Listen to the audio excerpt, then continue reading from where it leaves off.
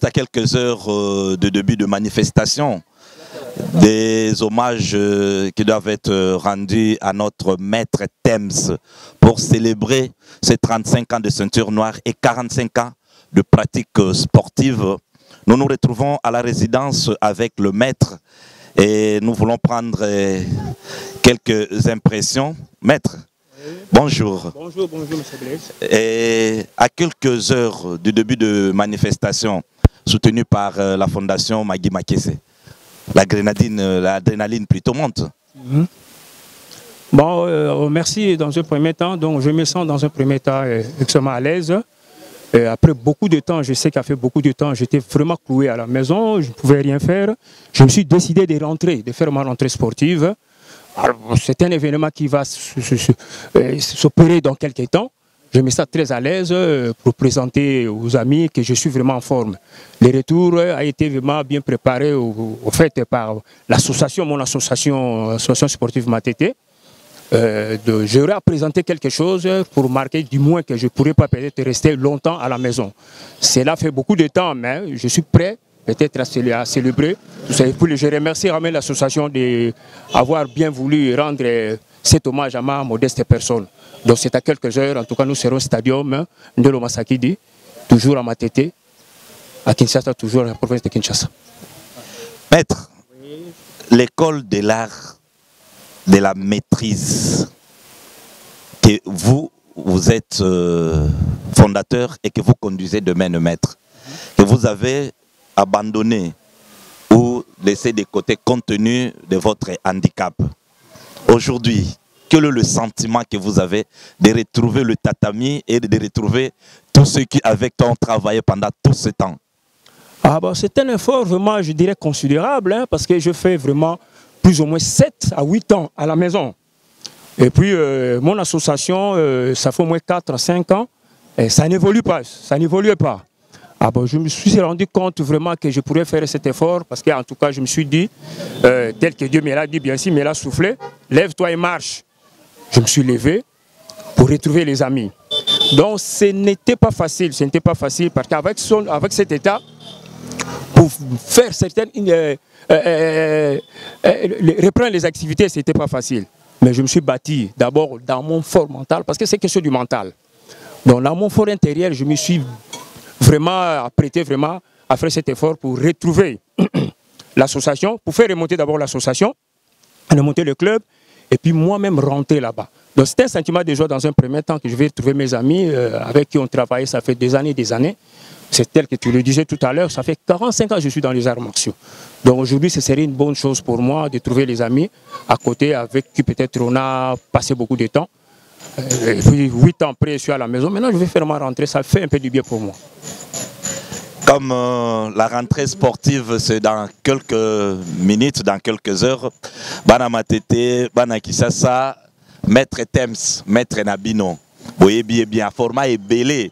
Les autres sont en banda a nanda poto ebike kala mingite na stadium Ndelo Masakidi na Matete Zoinda parce que maître a la rentrée sportive naie a célébré 37 ans. Il y a ceinture noire naie na 45 ans, il y a carrière, il y a pratique, il y a arts martiaux. Maître, bana Matete bakoze la nini. Bon, ils ont bien bana Matete bakoze la maître na banga zara banda kala parce que ça fait temps et belé na organiser makambe belé na Matete. Peut-être, peut-être une bataille à 45 ans, mais base là quelque chose du bien. La bandi les lotés, bayebi babilo qu'on a sala, bayebi ba footing na organisé na Matete, il y a plus de 800 sportifs, bayebi bani na sala ibele ba festival na sala na stadium wana. Et stadium to za lelo muta inauguré ko ngeza mettre na bilonga mettre Thames. Na songam na inauguré que stadium wana. Alors, nous avons une activité il y a le stadium. Donc, les lobas, c'est quelque chose à bien. Au Bamona, mettre la banque qui n'a pas cassé qui est libéré, mais na zongi, dans ça, il y a l'eau ya mouké, mais que c'est peli sabango. Donc, base il y a l'eau bien, tant que tu as un kuna, il y a l'eau bien pour na bango, et puis pour na bande de surtout, au mon na musique, peut voir na musique. Voilà. Merci, Bana Matete, Bana Kinshasa, Bana Mokili Mobimba, Bomi Tungisate, Biloko Malamweza, et Boromona Ango. Et déjà dès le départ, nous voulons sincèrement féliciter le maître qui a pris du courage, qui s'est mis debout, a mis de côté son handicap. Mais le reste, tokoye bango dans le temps à venir. À tout à l'heure na stadium Ndelo Masakidi na Matete tokutana ba mettre tout bana tout ya Matete boya ko soutenir maître Nabino. Merci. Merci beaucoup.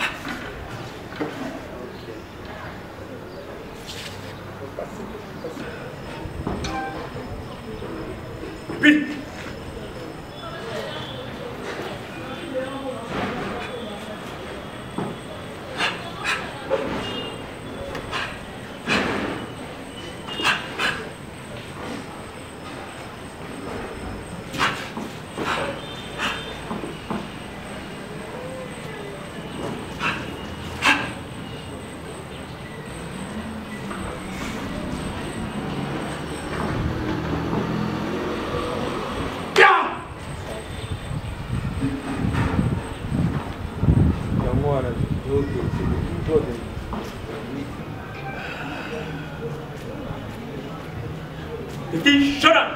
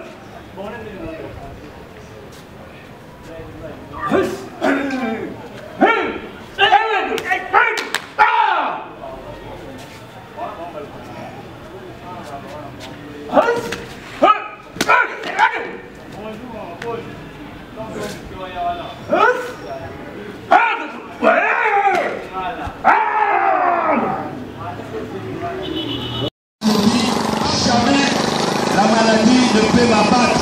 Je suis sportif et sportivement je veux vaincre la maladie. Je vais m'élever, je vais combattre la maladie en reprenant mes activités. En relançant les activités, il y a association sportive Matete. Parce que la jeunesse a encore besoin. La partie théorique, c'est donc les katas. Par définition, les katas, c'est un combat avec un adversaire inconnu, invisible. Ce qu'il a fait dans sa tendre jeunesse. Revenir entre les siens. En même temps, c'est aussi une interpellation. Parce qu'il ne faudra pas qu'on oublie que Maître Thème, c'est une référence. Nous sommes en train de festoyer aujourd'hui sur ce terrain de basket. Et le nom, c'est Maître Ndelo Masakidi.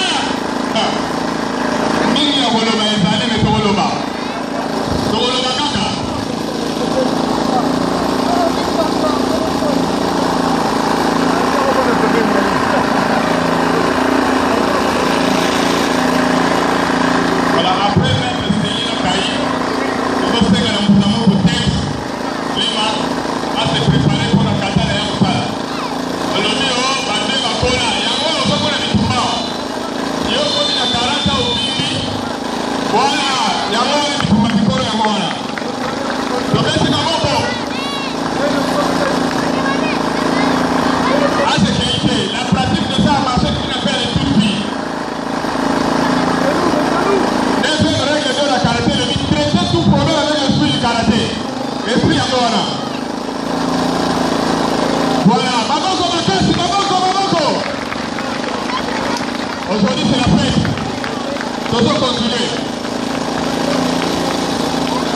Nous célébrons les arts martiaux.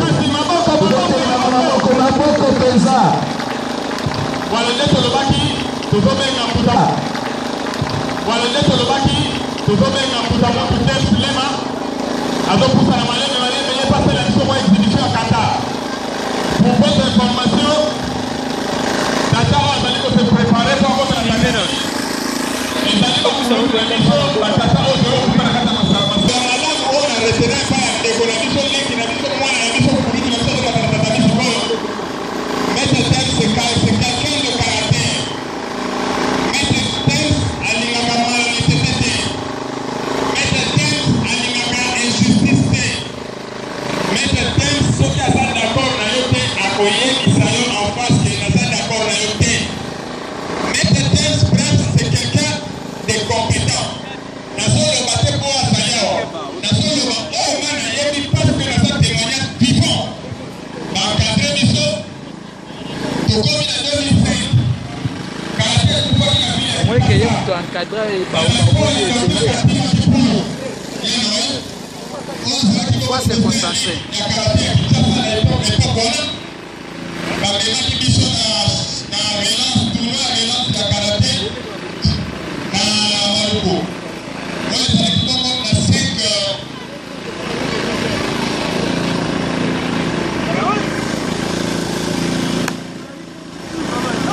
banana va bête ma qui ont des techniques de base de karaté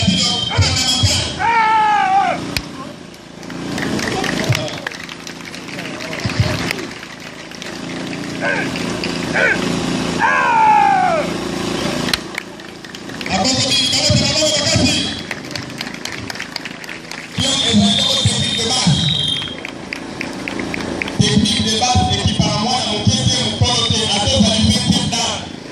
Ça c'est le passage obligé, mon tonnier sur les cacao.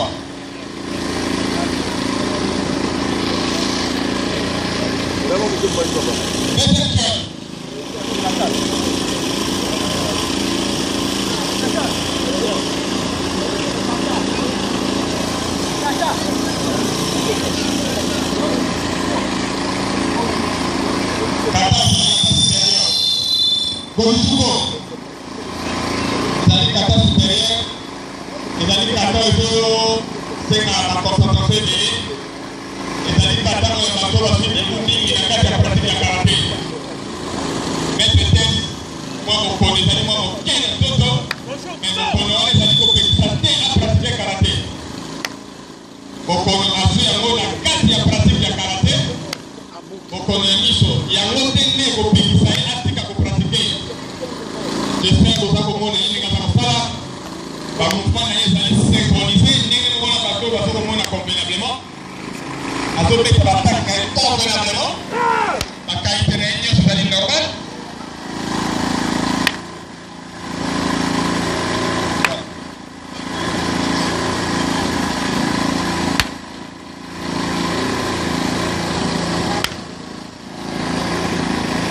Quelle synchronisation?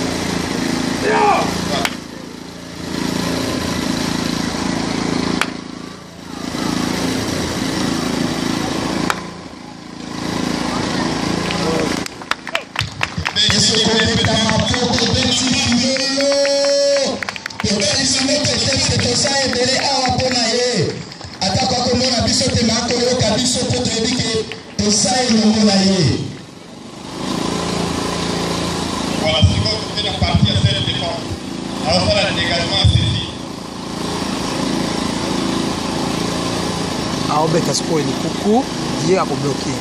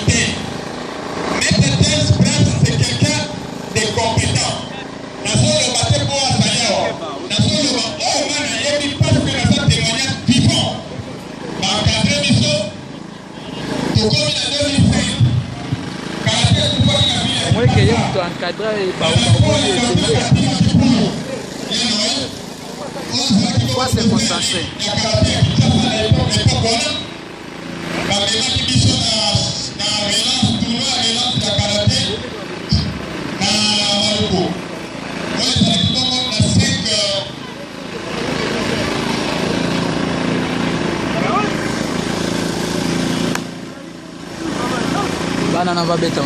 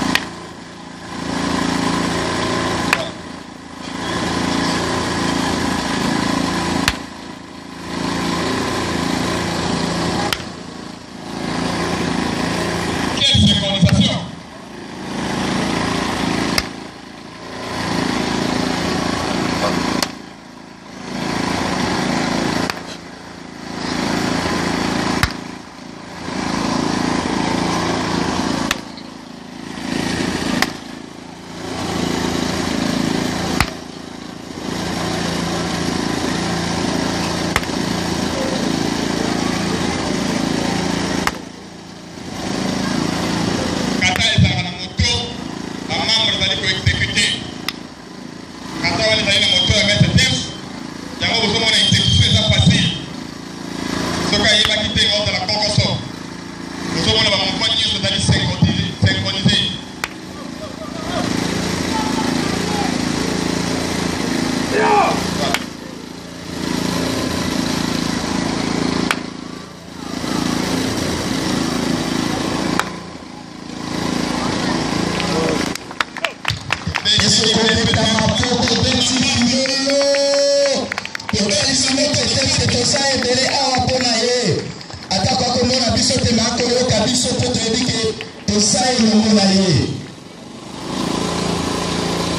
Voilà, c'est comme c'était la partie à celle de défense. Alors ça, le dégagement saisi. aobeta sikoyo likuku ye akobloke.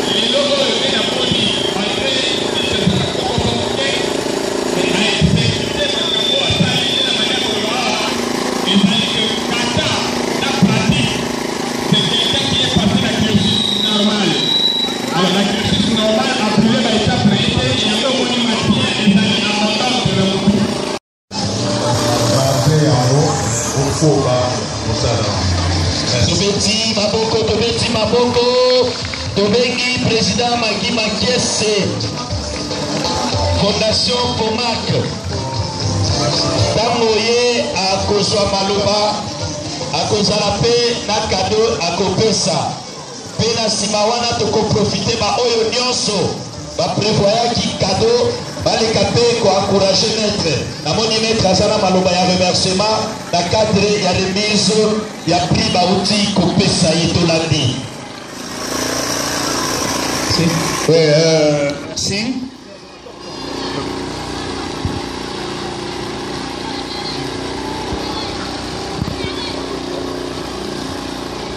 Merci pour la parole. Moi, c'est maître Magui Makiese, avocat de carrière.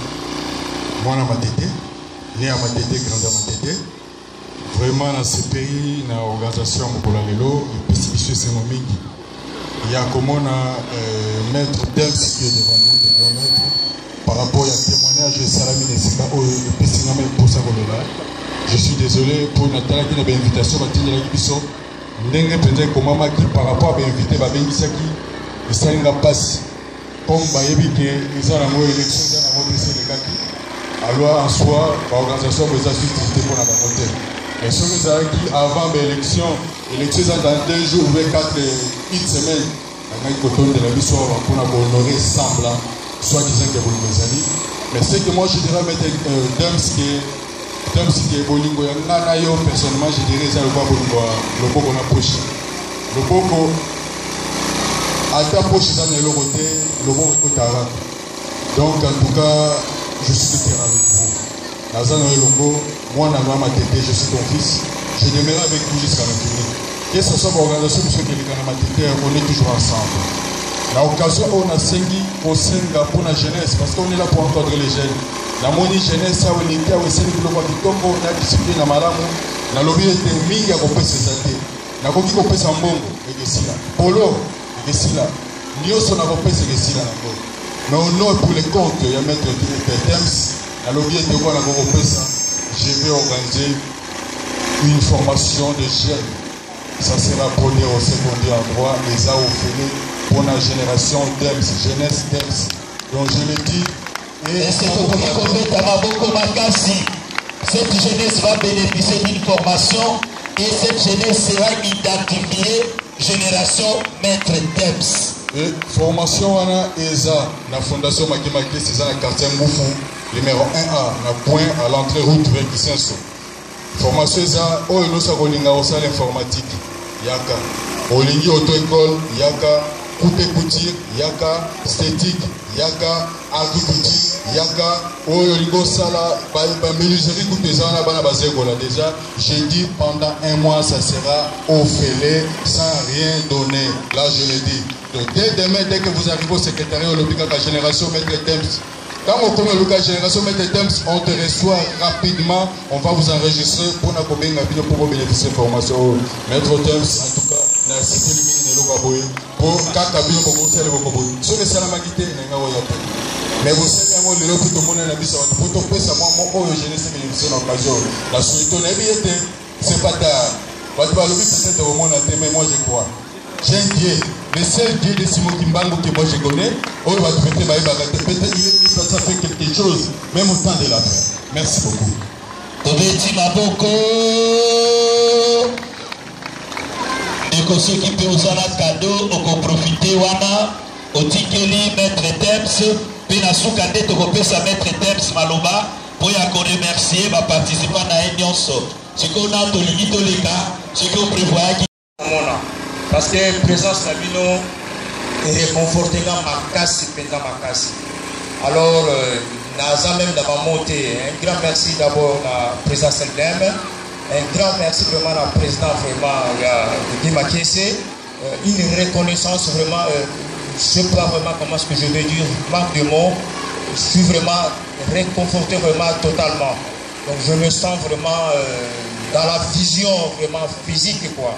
Là on a beaucoup kaka yangoana, mosusu ezalité. Oyo mosusu yali kaka bukuli bisamtena kanisa parce que na temps nyonso nga na vandi nazaki na ndako eza na batete mosusu etombaki nga nazaki na kati na ndako naza kopense vraiment lisusu na mon maître là Alimasi Hercule a tombé dernièrement. C'était le même jour où j'ai perdu mon fils biologique au nom de Joël Lema qui est tombé le même jour en pleurait dans tout ça. Il était aspirant dans Naza pensé na Flori Mayanga, c'est un parmi les 6 experts de Gojulu de Zagina Brazzaville, il est tombé aussi. Naza pensé na Pacho, maître Pacho, Naza Massoua, Bissona Bamoutou, Banoko Bet équipe, mon name avec 70 équipes Moko, nous avons bien un Kotako Limbouma. Donc Mbouma, au salaire, au lieu Mbouma, n'est-ce pas l'air Wana. Donc il y a un autre logo Wana. Bisoli to bandaki makambo ngo nzela moko na bango na moma wana. Donc naza ko penser na ye, na ligne vraiment ko limbisa avec beaucoup de choses que je vous dois donc toutes les magnifiques une minute de silence en mémoire bandeko nyonso. Pena ndeko moko football loisir pour na makamba loisir Richard Yugu auto ko encore les en mort que toujours babo naza sportif pour na ye pour na ndeko mususu sous grand baoba tikale kotika biso pour na makamba culture Pascal Ngouya a dit vraiment pour naïe tous ces bénéfices que tu dois se mettre debout, une minute de silence en mémoire de Bangoana. Je vous en prie. Vous êtes doté les mamans.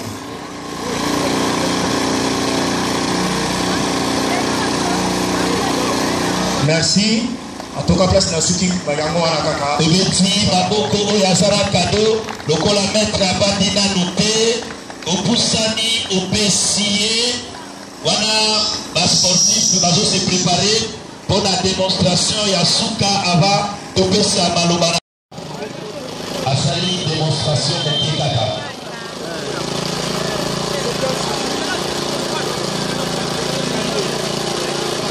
Opessi place à jeune sportif Naliso, à partir pour la Bakata Yasuka.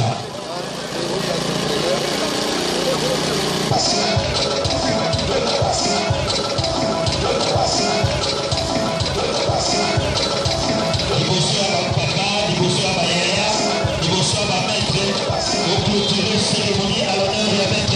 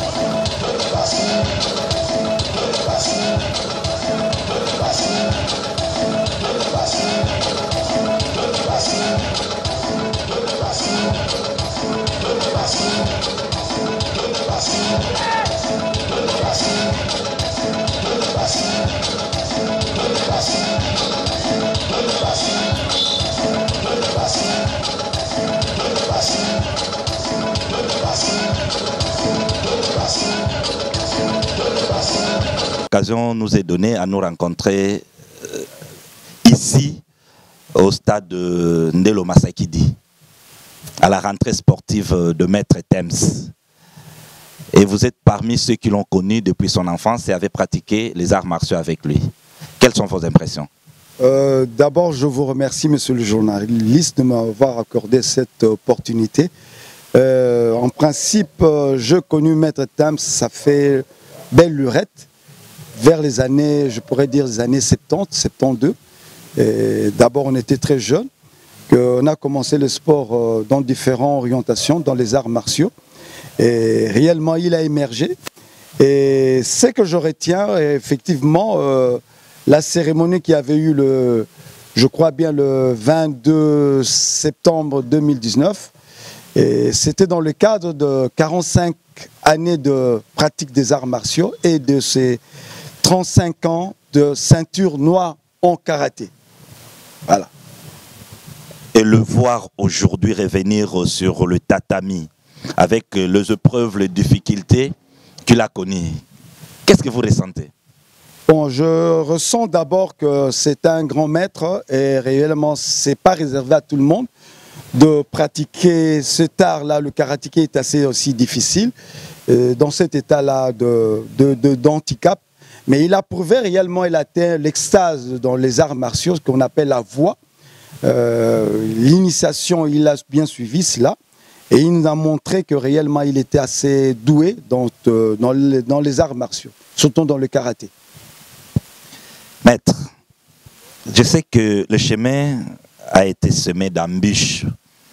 Aujourd'hui, atteindre ces niveaux, ces difficultés, comment vous l'avez pu surmonter? Ou comment le Maître Thames l'a pu surmonter? Bon, en principe, nous autres, ses amis d'enfance, ça nous avait réellement fait très mal au début, parce que je pourrais le dire, moi j'étais le premier à le suivre quand il était interné dans différentes opérations qu'il avait eues. Et ça nous avait un peu tiqué. Mais en étant sportif, on a eu cette maîtrise-là de l'accompagner et nous le faisons jusqu'à présent. Et nous le faisons de cœur ouvert en tant que sportif. C'est ainsi qu'il nous a prouvé lui-même que ce n'était pas cet handicap-là, visuel, qu'il peut le retenir, qu'il peut le faire reculer dans les arts martiaux. Et c'est pour nous prouver réellement qu'il avait fait, des katas. Il a démontré réellement qu'il était assez compétent, il était assez doué. Il a vraiment eu cette vertu-là dans les arts martiaux. Il le fait jusqu'à présent. C'est ce qui nous étonne. Ça vous étonne, mais le sportif est formé comme ça, mentalement, physiquement, moralement, spirituellement. Et c'est parmi ces éléments, je crois, qui l'ont aidé à surmonter cette réalité. Mais si vous avez un regard non sportif, ou si vous voulez interpeller ou lancer un cri d'alarme vers tout le sportif ou vers la jeunesse qui montante, qu'est-ce que vous allez dire? En principe, d'abord, je fais une interpellation à nos autorités sportives et de nous soutenir, de soutenir Maître Tems Lema, surtout dans l'art qu'il pratique, surtout dans le cadre humain, ça sera une bonne chose. Mais nous autres, les sportifs, nous sommes régis dans différentes mutualités. Nous accompagnons certains sportifs dans des cadres sociaux. Nous ne le faisons pas d'une façon assez grandiose. Mais nous, le peu que nous avons, nous essayons d'accompagner les sportifs. Dans les cas de maladies, dans les cas des opérations, dans les cas sociaux, dans les cas de deuil. C'est ainsi que nous sommes aussi au sein de l'ACAM, l'Académie des arts martiaux. Et nous essayons de l'accompagner. Voilà, je solliciterai nos autorités d'être très attentifs, surtout les sportifs de Matete, de nous aider sur le plan social. Merci. Pour terminer, qu'est-ce que vous pouvez dire? Je pourrais dire ceci, que nous restons sportifs parce que c'est quelque chose qui est en nous, dans notre valeur intrinsèque. Et je demanderai à nos autorités de la RDC de faire confiance aux sportifs de Matete. Et j'encourage tous les sportifs pratiquants dans les arts martiaux et dans le sport d'hiver d'être toujours dans le bain du sport et de ne pas se laisser entraîner, de ne pas laisser se décourager. Voilà. Merci, le maître dit, ne se laissez jamais décourager parce que le sport c'est ça, c'est former et c'est maintenir jusqu'à un certain niveau. Maître, na lingala, na beaucoup se penza. Oyebi maître Tems bandakala, oyebi ndenge bo évoluer, lelo azana malgré situation azanango, mais azo continuer à ce même retour, hein, au tobengaka rentrée sportive. Et ça, en tout cas, d'abord, Alexis Bisso a vertu, Alexis Bisso lycée, Alexis Bisso façon azali très discipliné, na elo Congo, alinga Congo depuis bon mois, parce qu'à Bagnan on a bon mois, et que PC Bisso leçon quelque part, même si vous allez handicapés quelque part, vous avez le droit de pratiquer le linga Congo. Le sport, ça se pratique de l'enfance jusqu'à un certain âge de sa vieillesse. C'est pour se maintenir. Moi qui vous parle ici, je ne pourrais pas dire mon âge. Si ce n'était pas le sport, j'allais avoir pas cette allure-là. Parce que tu commis déjà Bambutamutu, bon, on se maintient, mais on nous dit qu'on est toujours assez jeune. Mais réellement, j'aime le sport parce que moi-même, je suis judoka. Je suis 3e dan. Je pratique le karaté, je pratique le jiu-jitsu, je fais un peu la boxe. Voilà. Et j'aime beaucoup les arts martiaux. C'est vraiment mon bain quotidien. Cela veut dire que sport, on a pratiqué, on a tongo, mais je suis maintenant encadreur sportif parce que nous avons une formation dans la différents, la fédération a à judo. Nous avons la ceinture nanga élevée. Voilà, je me maintiens toujours. Je solliciterai que les autres fassent ainsi. N'engé mettre Tems à Saliango, n'engé mettre Tems na Matete à l'Akisibiso, valeur naé sur le plan des arts martiaux. Pona bilenge bako ya olobanini. Pona bilenge bazoko ya sport ya bitumbane ba benga ngwa martial là ko facilité. Faut linga on a beauté manayo. Faut bana on a bo mwana. Alors ce que côté le ko pesa d'abord aux un homme discipliné. Et ko lakso nzela ya kokumba vie na yo na réussite na vie. Yango moni biso pour moi les sportifs a raté réussite né professionnel a raté valeur intellectuelle n'est assez difficile. Biso pe ba mikolo tozali wana pona ko lakisa ba bonne vertu na ba jeune ba sala délinquance te ba sala désordre te ezali les mamans to telemalaka nango yango moni ke na commune so Matete pour moi na sportif azali déjà mokolo asala désordre déjà difficile to encadrer bana bazala na voie wana ya sport et arts martiaux parce que zelo komoko elakisa biso comportement na cadre social na cadre humain. La prochaine, vous allez un homme discipliné, vous allez un homme na bokebi na mibeko mboka ilobi. Voilà. Merci. On a Tolandi, maître Olondo. Yende parmi bateau yo penza, bavanda, batanga, bakoli, pe ba pratiquer arts martiaux. Yende ngalobi na judo, maître Tems, grand maître na karaté. Toko ba interview na biso na occasion oyo ya célébration, il y a 45e année, il y a pratique de sport, il y a haut niveau. Na maître Tems, na célébration, il y a 37e année, il y a passation à ceinture naïe. Loko la grand maître. Toko Koba, Toko Soba maître Moussous, merci. Ok, je vous remercie bien. Donc tu as la démonstration, ba katanga mo na bainga ke micro na caméra ya repanza na pamba awa. Ezandengeni. Bon, ezapona la sabino que magé agina bisinde komi, toza ba tu tiko eloko te. Parce que karaté ezali eloko ba bengango, toko sa on vina yo molimba. Batebele ba yaki na karaté, soit na loyenge, yango lelo batika. Par exemple, la maître Tems il y a karaté do. Le karaté do, c'est la voie dans laquelle on pratique toute ta vie afin d'atteindre au Fudoshine, harmonie corps-esprit. Donc, sans Fudoshine au salate. Mon ningazana handicapé physique, mais ça c'est l'entraînement. À ça, le kata moro bateau ku ba monaka ba ko sala ngote. Pour auto sala kata mo benga usu, eza dernier kata ya chitokan. Mais bateau monaka ba ko ka ngote. Donc, mon que la kitike malgré handicap na arts martiaux, osaka osala. Osala entraînement même au kangino mis. Ninga zabu na pani na kangino mis na osala kata. Même la kata taxi bis, toujours que ninga sa kata yo bate. Donc et ça linga sentiment et zongi singa sur tant de zalaki. C'est maître Tems azali promotion ngai, c'est il est 5e dan. Surtout quand ninga pina yali, alors yango moni makamnenya surtout ngai na zala, surtout magé ba ninga mususu ba banduna. Alors et ça linga sengo na ndenge retour na ye et c'est 45 ans c'est ah te zebele batika dans promotion tout na matete donc na niveau na biso de tout ça ka ngana ye siko te tika malgré tout ça na supérieur moi za du ko na biso mais donc c'est 2/5e dans la karaté maître Tems na ngai maître Sele Lingol maître olobi même na kata mutuka o sala kata et c'est loko wana eza milimote o bang sabiso te za ben vocation te a monde musus.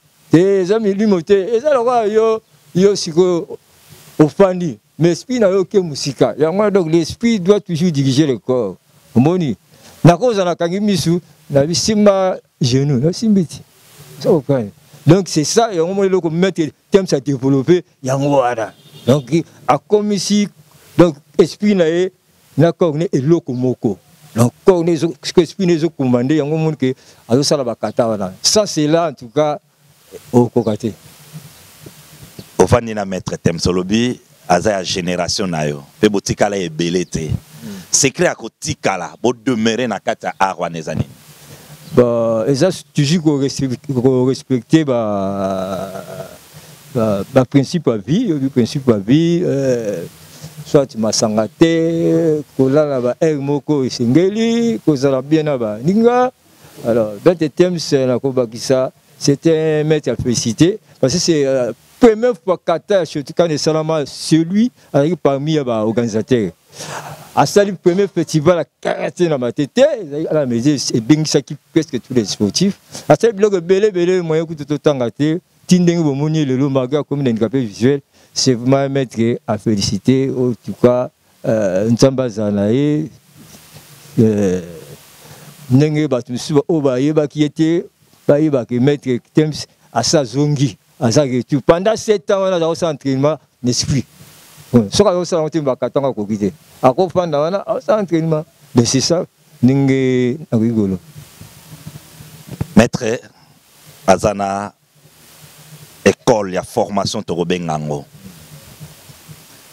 Est-ce que Bino Batobo Zingiye, qu'est-ce que vous ressentez? Et là, on a beaucoup qui quoi apporter pour que maître à se sentir abandonné, isolé, mais à la peine à Bokasi à Kokoba, malgré un handicap visuel, il faut qu'on soutenir, surtout bon, financièrement, pour les locaux matériellement.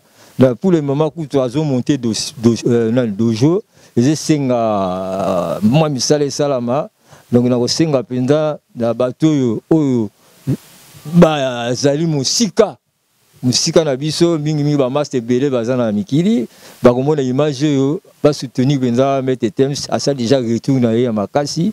Alors biso mtoza pembeni to koza pembeni na ye nyoso tout ya ozala appel na ye nyoso tout en tout cas tozanga raté moni mo président mettre Londa Zalaki donc voilà déjà sentir na ye donc to stika été demande na ye tout koza toujours pour nous soutenir club na ye.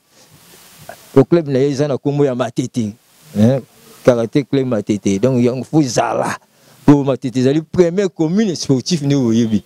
Malgré moi et ça le mozonga sima mais ba peut-être pelé la discipline du bazar. Tout dans la boxe, tout dans la karaté, la judo, football, tout dans la mondialiste, hein. Donc on voit donc faut soutenir club voilà zala ti na lobby ti seko na seko. Merci maître, qui maître autour Lobawa, secret harmonie, esprit, âme, corps et sa discipline. Kolala nangonge sengeli, kosala sport na batan oye sengeli, kolia biloko e sengeli. Donc toko bakaka, merci. Occasion esa célébration. Et surtout kotala maître Tems. Monsieur Monate, mais harmonie, esprit, accord, il y a un geste, il y a un acte. Tu sens que c'est quelqu'un qui a maîtrisé son art. Tu reçois maître, Agoloba, Bobangate, merci Mingi. Bonjour maître. Bonjour. Tu es dans un cadre de célébration. Il y a 35 ans de ceinture, il y a maître Tems. Et 45 ans, il y a pratique, il y a arts martiaux. Vous avez parmi eux, vous allez naïe. Et ce que vous avez la biso moi les solo, boye banabino parcours d'activité organisé à maître. Alors merci vraiment la parole au Pessingaï. Maître Tems Azali un grand athlète, un grand karatéka. Oyo Asali makamumingi na mboka Congo. Alors Azali maître moko ya ko féliciter mingi na activité na yenga na yeto sali ba organisation mingi pour ngape na za encadrer. Donc tout ça la manifestation musu na terrain basket na commune wana ngai na ye ya bana vraiment eleka très bien to benga batu ya ndenge na ndenge ba ya batala ba féliciter biso eloko to ko senga ke lelo yo maître Tems asali club na ye awana Maindom na EP5 alors mais soutien de eza ko salate pone besoin ngo soutenir biso ba sportif te pona nini ba sportif te komika batu ya ndenge wana on dirait batu moko donc to komaka ko sala ka misala ba sécurité.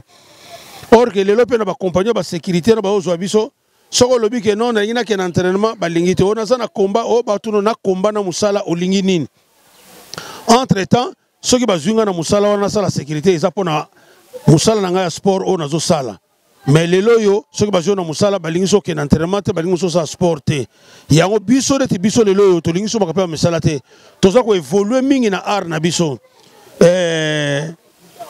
mutuloko la maître Tems asa mutakotika boyete asa maître oyo a s'entraîner na bato belé awa nakata komina Matete azali célèbre nakata komina Matete tala sikoyo awuti ko sala anniversaire na yeto uti na terrain basket na komina wana tala kaka margetu me asa ko mona pensate me tala ba démonstration zo sala ezo laksa ke tango azaki vraiment en forme donc ako sa sous plus ko leka mais lelo yo asa toujours na souci eloko ngo. Alors bino ba obo yebiye na ba obo yebite wo so kangande na solo baboye maître fils lenkosi coach bo meka ko soutenir ye bo meka ko soutenir na ba activité o aza ko sala aza na posa toujours sport ke liboso karaté za sport moko o ezala ki lelo so ki na Matete karaté ka o dokisa ko bunda bodria ko bunda ozo mona vraiment ke no ba tozo ebele o maître koso jango ko bunda donc ezaki commune moko donc sportif to ça ba sportif ebele ko ba maître scellé. Tout ça va être belé à on a kata ya Matete wa donc oyo bazako tombola sport mais le sport ça le collé qui tapone soutien ça to mo débrouiller biso moko be fort perso ka biso moko bino bolingi biso le ko bolingi biso te mais yango moni bana distraction comme minga na babar distraction mingi comme bana bakoma kuluna pona nini ba compétition ça lelo yo netinga fils lenkosi na za compétiteur na ko no sala kuluna te po ba hoye ba fils lenkosi wana mais ba petit ba sala sport. Ce qui est là, bozo bundisa bango. Azuma $20 na etomo $30 ya prime na combat. Akoni ko sala depo so bi toyebiye azali karateka ya maître Tems. Toyebiye aza karateka ya maître Sele. Ozo mona biloko wana et diminuer peu moins dose ya ba désordre mususu tellement besoin soutenir banate moi na ko la sport boye akimi na club akomi bandi akomi muta désordre to koma ka distraction ka batuka ba bar distraction tikala ka munene ka bar na bar alors muto soka meli na suka ngo fosa la buzoba alors bino bato bozolanda ngai o bozoka ngana ngonga oyo tolingi bino mingi vraiment tolingi bino mingi bo meka vraiment ko soutenir biso bo meka vraiment ko sunga biso na ba activité na biso to ko sala et ko sala moi bien ba kombesa la ka moi ebele ta yo so mona net nga na club box ya box et pas nanga o mona na nemo bimba combat moko kaka mais boxer na komona palmarès ya 30 combats 40 combats mo kolonini mais or que le pose la bon boxeur faut ça na palmarès ba 35 combats 40 combats donc komi bien mais na nemo zo bunda combat moko bon ce qui peut pas ponioter au raté donc faut se la tirer l'année prochaine et ça passe maître Temsi Yewana bomoni oya uti ko sala bomona ona ba image ba biloko uti ko sala et pas ya muta soutenir moi muke président Magi Makie c'est Fomac donc à soutenir yé bakasi boso mona banderole ya Fomac ezaliawa donc bato ndengona to so luka bo sala ka ba président kaka o soki muta kufi matanga boye ko soutenir oh muta zuma problème nde oyeba mona yote bo linga pe bo tombola biso net action moko na sepela ki nango ya honorable na biso moko organiser ki catch apesi bato ba télévision ki buka organiser ki télévision organiser ki ba catcher awana na ba umbo wana tera kota pululu wana na sekona apesi bato ba télévision ese sengwa mingi mwana mwasala mobulu tsango azomona ke no eloko zo ko futa ke ko sala bien tozana ba président ko ba honorable Debs Malunda men bo soutenir biso yasa ko encadrer équipe munene système na kata commune Matete système yango ne to beta coupe du Congo donc tozo linga bato basa ba action ndenge boza ebele bato bozana ba moyen bo meka ko sunga biso tozo bundisa bana ba équipement malamu ezate ba souler des rings ezate tozana ba kilota malamu ezate mwana zana protège dante mwana zana kokite me tozo sala be fort biso moko bino bo ko soutenir wana ba mbongo bozana ba moyen ebele bosala motema malamu ya kosalisa biso po to ko évoluer sport que tala siko na Jeux olympiques éliminer tozate na Jeux olympiques boxe karaté judo eloko moko ezate po bato baza concentrer moko na monaki balakisanga soko na Facebook wana abombeli bende bo abama miye moko koyi donc kaopo aliaki te asa mal encadré na ebite so botalaki eloko wana azo abombeli bende bo na monaka moko brrr na libende e bambie na se mais c'est normal tu sais donc vraiment c'est ngomingi na ndenge boye ko tuna ngai souci na nga kaka bo soutenir biso tozana nous tolingi art tolingi sport na sekende liboso tolingi vraiment to sala bien na kati ya commune Matete eza commune sportif tala commune oyo ebimisa ba élément oyo azo sala fierté ya catch na kati ya commune edingwe anguluma mutu na ngenge donc ozomona ke ba catch la méthode ba maître Baudry oyo ba sali fierté ba maître Dokis to ba maître Temps donc to ba maître Belé o ba sala fierté ya commune Matete mais bozo tika bango bozo tika biso bondengeni na boxe nga na zali Kapa Josa zali Garia zali tozana mwa bato ebele na kati ya commune Matete o ba ko sala fierté Matete soki bozo soutenir biso oye pas oye omoninga soit omoni maître Temps soit omoni ba responsable yo ko mona non na ina organiser boxe ina ko sande ngemo to sala organiser boxe oye on organiser karaté au moni maître Temps au moni maître Zoro au moni maître Sele bango bakolo ya nini et ko sala moi bien vraiment donc to sala ba maître o ba sali judo ngalelo bo mona bo so ba laxibino maître Olondo o ko mona ke ngana leke na monene me asa doyen na ngana sport ngana zo kene na foyer wana na ta ba maître Olondo basa judo ngabi judo ka mona mukeboye nazo kamwa mabe maître Olondo mais lelo to komba collègue ngape na sali sport na pe ko atteindre na niveau na bango pe na kompe célèbre donc ba maître Olondo ba maître ko négliger to ko mona nzelo mona maître wana nzoto mike maître te grand maître super maître donc ba sa ba ta ko tika te na nzela il faut to sangana ka to sala ka bomoko po art na biso ekende liboso. Bonjour monsieur. Bonjour. On vous trouve juste derrière vous. Les écriteaux mentionnent association sportive Matete. Et en savoir un peu plus, c'est le club qu'encadre Maître Temps. Quel est le rôle que vous jouez? Au sein de l'association sportive Matete, Je suis directeur technique et assistant du maître Temps. Assistant du maître Temps. Est-ce que vous avez les épaules assez larges pour porter la lourde responsabilité qui vous est confiée? Bon, je n'aime vraiment pas parler de moi, mais ceux qui connaissent maître Temps, ceux qui connaissent l'association le savent. J'ai commencé à assumer cette lourde responsabilité depuis 2006 jusqu'à ce jour. Et à ce moment-là, le maître était encore présent et son absence n'a pas été un handicap pour moi de continuer à jouer ce rôle comme il se doit. Quelles sont les difficultés que vous rencontrez aujourd'hui et quels sont les vœux que vous formulez pour l'avancement de cette structure? Quant aux difficultés, nous avons un problème lié à l'aménagement du dojo. Nous sommes en train de chercher de voies et moyens comment paver parce qu'ils ne font pas travailler sur le sable. Deuxièmement, nous avons le manque d'équipements adéquats pouvant nous permettre de travailler dans de bonnes conditions. Voilà un peu les deux préoccupations majeures que nous avons. Comme projet d'avenir, nous voulons assez que les 4 disciplines que nous regorgeons puissent être vraiment actives lors des différentes compétitions parce que nous sommes affiliés à la Fédération de Karaté-Do. Nous sommes affiliés à la Fédération de Tangsudo, y compris à la Fédération congolaise de karaté Kyokushin KWF. Or, nous devons être actifs dans toutes ces fédérations. Et cela nécessite un peu de soutien, tant financier que matériel. Vous avez parlé que vous êtes là avec Maître Temps depuis 2006. Non, non. Depuis l'an 2000. Mais c'est à partir de l'an 2006 que j'ai commencé à assumer de lourdes responsabilités. Qu'est-ce que vous pouvez parler en bref du maître? Ce que je peux parler en bref, mais concernant particulièrement, Maître Temps, c'est un papa pour moi. Tout ce que je suis aujourd'hui, c'est lui qui m'a façonné. Et quant à l'association, il a été plus qu'un maître pour nous. Et il continue à l'être. C'est notre premier conseiller, notre premier encadreur. Et toutes les fois que nous rencontrons des problèmes dans la vie, que ce soit dans la vie des couples, dans la vie familiale, professionnelle, nous recourons auprès de lui pour recueillir de ses conseils, orientations. Et cela fait à ce que nous soyons ce que nous sommes aujourd'hui dans la vie socio-professionnelle, assumant aussi de lourdes responsabilités.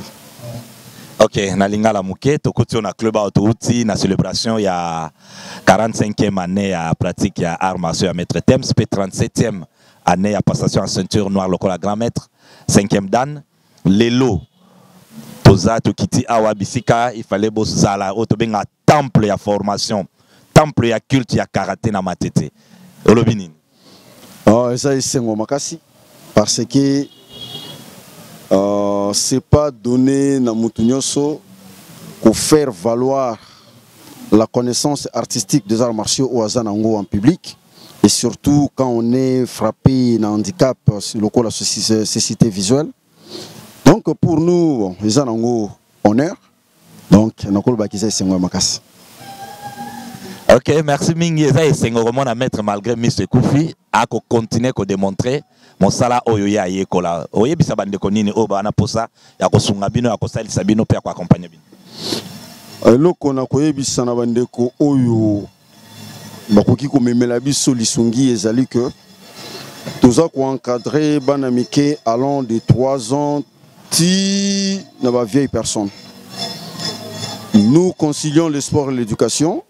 Nous avons vraiment besoin d'apport tant matériel, financier que moral. Parce que l'objectif premier au Tozanango est un peu ramener la jeunesse dans la vertu, la valeur positive parce que la jeunesse est comme corrompue.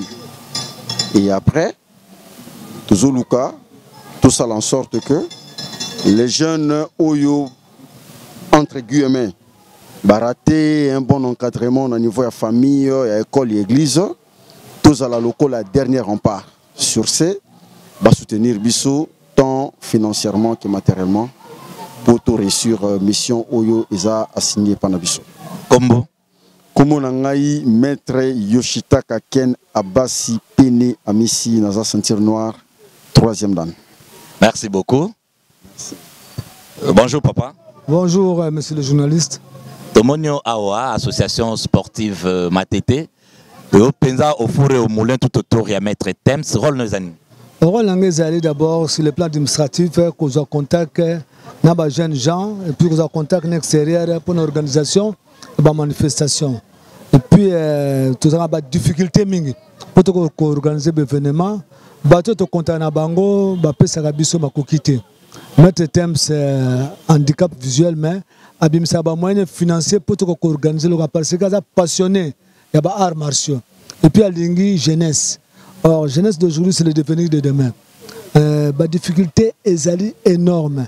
Sur le plan financier, les membres cotisent difficilement parce qu'ils n'ont pas la culture de soutenir la jeunesse. Ceux qui manipulent beaucoup d'argent. Donc, nous avons des difficultés, mais il y a quelques-uns qui nous soutiennent. Par exemple, le cordon David, Kangoud, Fondation PKO, c'est un monsieur à féliciter. Chaque fois quand on lui lance une invitation, il intervient efficacement. Ils sont nombreux, mais tout ça, on a des bons cœurs. Finance na bango, ba place na jeunesse. Et ça, le col mbongo au tene bilanga, au récolter. Mais ceux qui ont semence na bilanga, au récolter.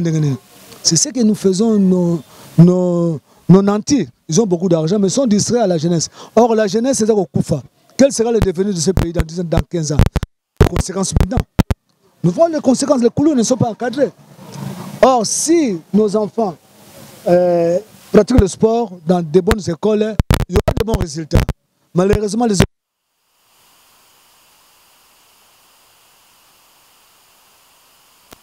réaliser des compétitions. Le dernier, enfin cet événement que nous venons de passer, c'est Dieu qui a fait grâce. C'est Dieu qui a fait grâce en fait que cette manifestation puisse réussir. Sans Dieu, c'est difficile. Il y a une chose que je dis, la vie de Maître Thames dépend du club. Si le club est en bonne santé, Maître Thames peut recouvrir sa vision. Donc nous demandons aux amis, aux frères qui aiment Maître Thames, qu'il intervienne sur le plan financier afin de soutenir les clubs. Merci beaucoup. J'ai une bonne relation toujours avec Dieu. Pour se lever comme ça, il y avait un temps que Dieu m'a soufflé tout simplement. Il m'a dit tout simplement, lève-toi et marche.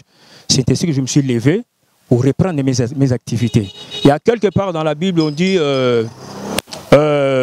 recommande ton sort à Dieu et avec confiance, il agira. Moi, je sais que mon Dieu agira toujours. Donc, je ne sais pas beaucoup dire s'il faut me contacter tout simplement. Il faut voir peut-être mon numéro pour ceux qui sont un peu plus loin. Plus 243 900 31 84 17.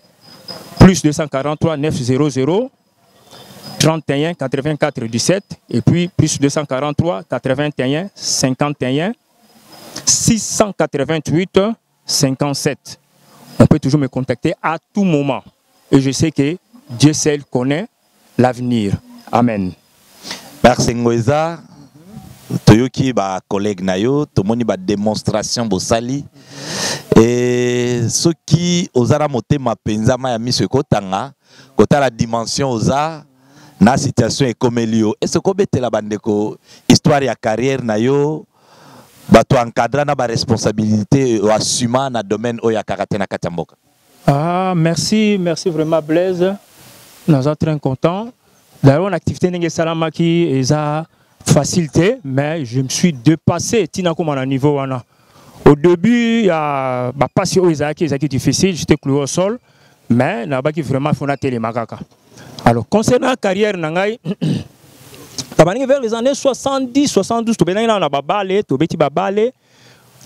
vraiment brusqué vers les années 74 pour la karaté.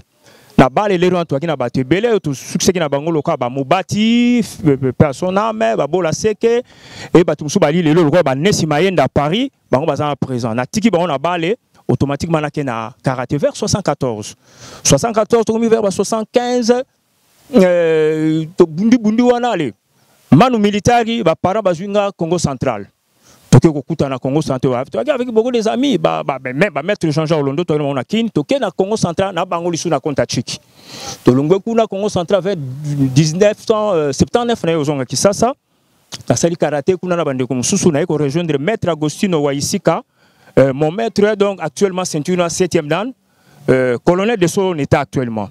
Alors 79 na vendu on a évolué 81 tout ça, nuit des arts martiaux. Le premier supérieur à RDC, qui va premier dans la marron. Tout ça, entre autres, toi qui va te belé, maître Baudry, toi qui va te belé, tout qui dans nuit des arts martiaux, va mettre Célé Lingole, pour préparer ceinture, ça premier dans l'air. 81, tout ici, sous la présidence Edo Kiakumbuta. Direction technique, il y a maître grand maître maître Kimfuta Go, et puis na maître Massamba Nona, paix à son nom parce qu'il y a sa kenda. Tout ça, 2 jours, tout Silici, tout Bimi, 82, n'a juste été dans la première dans la 82. J'ai évolué jusque-là dans la compétition jusqu'à quelques temps. Dans la compétition, dans la 86 pour Moussale Zouakingaï. Allez, tu continues. Dans 93, on a créé club Nangaï Karaté Club Matete. Où ils allaient là, association sportive Matete. Dans 93. 93, on a 95, c'est une 3e dans 96. Je suis brevet d'entraîneur dans 96. Après 96, tu as évolué jusqu'à 2000, 99, on a créé la sportive Union sportive combattant de Matete. C'est le premier festival dans la discipline Union sur Matete. Le 29 décembre 99, toutes les disciplines ont défilé. Tout ça, il y a un bloc sur Malam. Tout le monde, en 2000 ans, le 13 janvier, celle-ci footing général, il y a plus ou moins 900 sportifs motorisés avec une société brassicole de la place. Tout ça, il y a un encadrement Matete. 2003, na Brazzaville, na il y a style Moussous à Gojuriou. On a tout le monde expert, juste avec mon ami Tozane, toujours maître célèbre expert, il y a Gojuriou. Il y a Matete, club continue sur le championnat. Et puis, on a évolué, na bani na festival Yabana. 2007, dans ce festival, il y a un Mickey de 15 ans, de 5 à 18 ans. Donc, il y a toujours un maître Kosi, Peter Batouboyo Kayokaye. 2007, 2008, 2009, tout sauté à 2012, l'air état au Ebaniko Salaneti et Sarangabou. À la fédération, j'étais là, je suis comme conseiller technique dans la fédération, inspecteur provincial dans la ligue, secrétaire d'entente. Batanyo Sonage est passé en tant qu'expert de la fédération. Voilà en quelques mots, Makabeze Belé, mais ne peut pas vraiment tout dire dans le moment moko. Oh, nous sommes dans le lobby, et ça qui va bien sali pour nanini, pour encadrer. Donc, club est sali 26 années tout ça lelo. Ngamoko 37 de 82 à 79, à 2009, et puis de 74 à 2019, 45 ans. Voilà. À peu près, on a ça là, Yangwana Golo. Maître, malgré handicap visuel nayo, on sent que le souci y encadrement ya ba genesa ozo tu prendre ndengeni ozo sala ndengeni poko ka encadrer bana wana malgré difficultés ozana. C'est ça le grand problème au batu bako s'étonner nango et ça bazo ko s'étonner nango yango même jour to na sali ba démonstration wana na kina ona zonga wana na vandi pembeni frère nanga Jean-Jacques avec souffler nga reportinga abisinga tango zo sala ba démonstration nyonso wana batu bazo lela lo ça inga pasi batu bazako lela ngai baleli pona nini détresse baleli pona nini pasi. Alors ça m'a extrêmement touché. Alors cet effort-là, et ça d'abord la volonté, une vertu dans un premier temps. Quelque chose qui a été avec moi, on a grandi avec ça.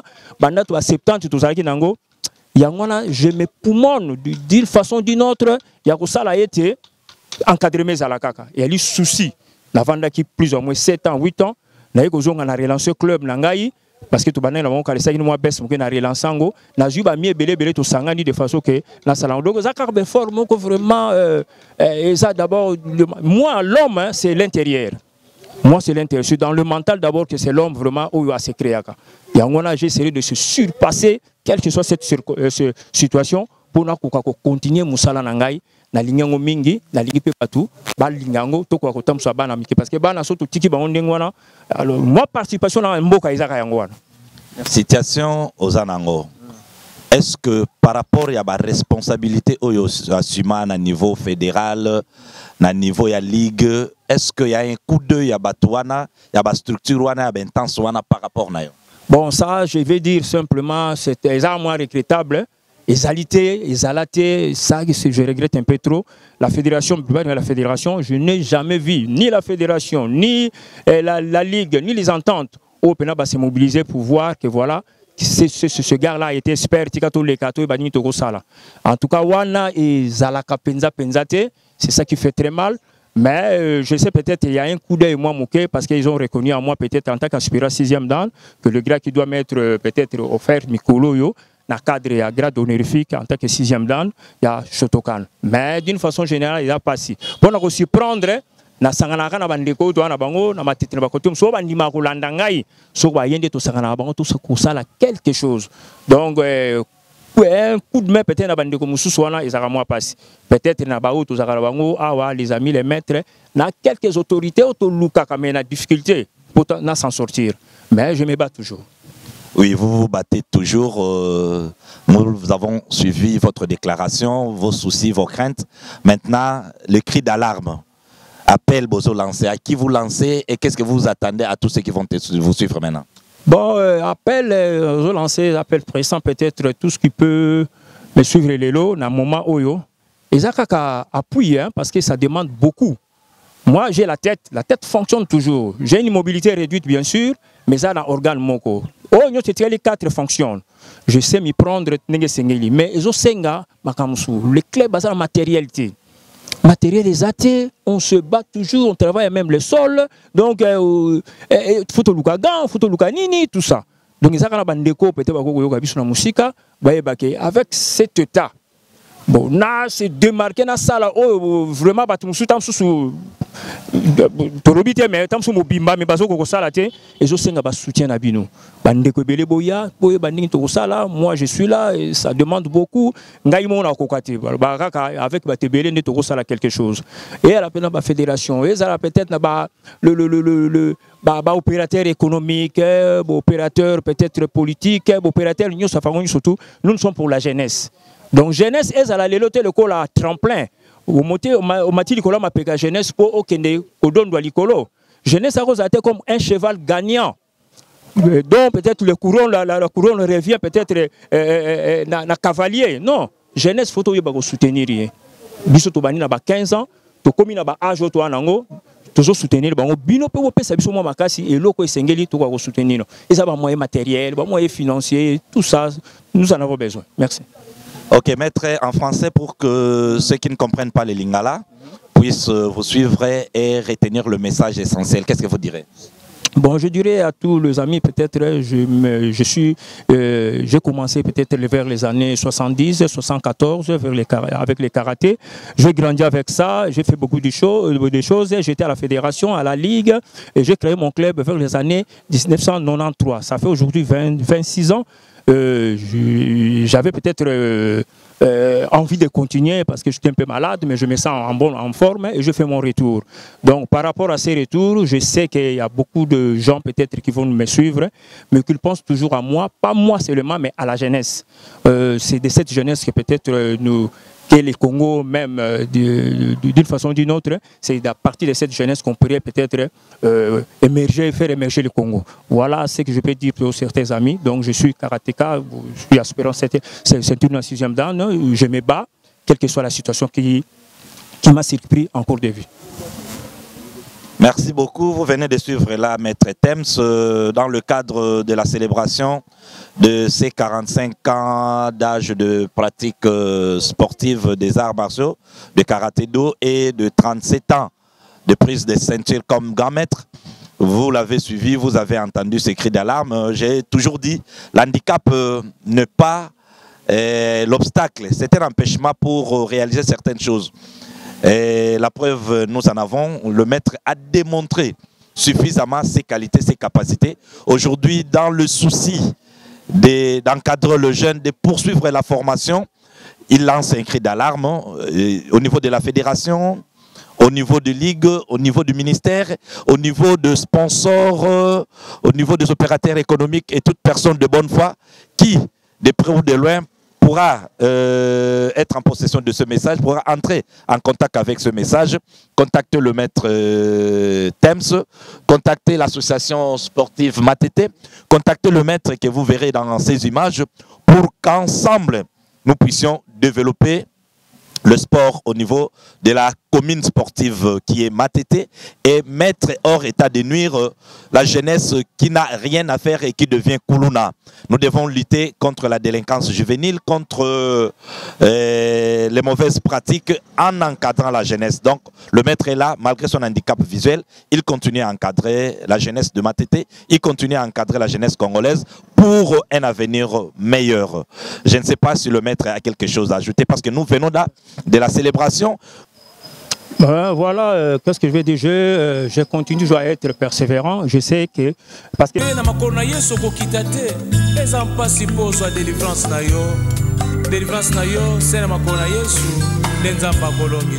Alléluia.